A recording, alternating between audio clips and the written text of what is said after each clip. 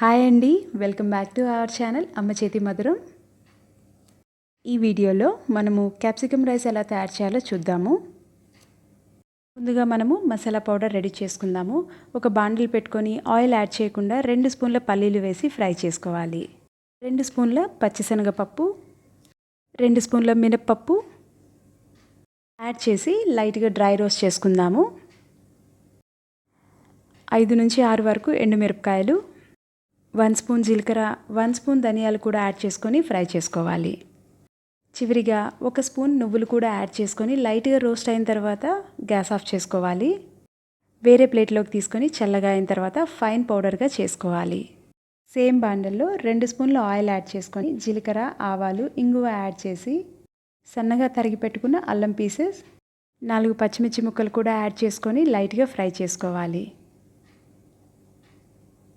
ఇందులో సన్నగా పొడుగ్గా కట్ చేసి పెట్టుకున్న 2 క్యాప్సికమ్ యాడ్ చేస్తున్నాను.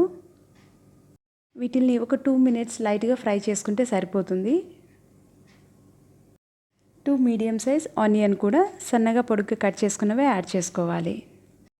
ఆనియన్స్ని కూడా యాడ్ చేసుకున్నాం కదా, వీటిని బాగా ఫ్రై చేసుకోవాలి. ఇవి ఫ్రై అయ్యేటప్పుడు కొంచెం సాల్ట్ యాడ్ చేసుకుంటే తొందరగా ఫ్రై అవుతాయి.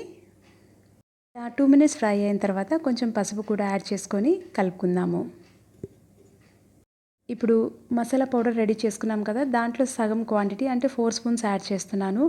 యాడ్ చేసి ఒకసారి బాగా కలుపుకోవాలి. 1 స్పూన్ ఎండు కొబ్బరి పౌడర్ కూడా యాడ్ చేసి కలుపుకోవాలి. గ్యాస్ని మీడియం ఫ్లేమ్లోనే ఉంచుకోవాలి. ఇలా అన్ని మసాలాలు కలిసిన తర్వాత అన్నం యాడ్ చేసుకుందాము. ఇది రైస్ మీకు ముందు రోజు రైస్ మిగిలిపోయిందైనా కానీ యాడ్ చేసుకోవచ్చు. నేను ఇక్కడ బాస్మతి రైస్ యాడ్ చేస్తున్నాను.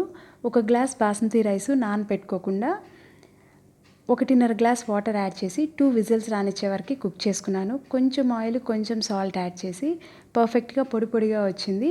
ఈ రైస్ యాడ్ చేశాను. ఇప్పుడు మిగిలిన మసాలా పౌడర్ కూడా యాడ్ చేసుకొని కొత్తిమీర, కరివేపాకు తురుము యాడ్ చేసుకొని బాగా కలుపుకోవాలి. మనం చేసిన మసాలా పౌడర్ కరెక్ట్గా సరిపోయింది. ఒకసారి టేస్ట్ అన్నీ అడ్జస్ట్ చేసుకున్న తర్వాత చివరిగా నిమ్మరసం కూడా యాడ్ చేసుకొని బాగా కలుపుకొని గ్యాస్ ఆఫ్ చేసుకోవాలి. ఇది లంచ్ బాక్సులకి అయితే పర్ఫెక్ట్గా చాలా బాగుంటుంది.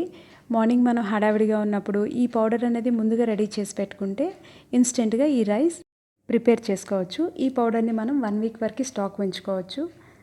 మీకు కనుక ఈ రెసిపీ నచ్చినట్లయితే లైక్ చేయండి, షేర్ చేయండి, సబ్స్క్రైబ్ చేయండి అమ్మ చేతి మధురం ఛానల్ని.